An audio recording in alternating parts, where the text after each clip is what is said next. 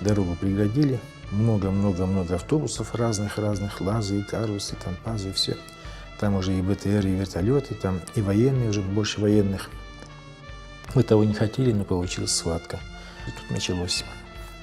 Мы потом выкатились всей этой гурьбой с этими вот, на асфальт, на трассу. Там погоны лежат, там фуражки лежат, там что-то там, стекла битые.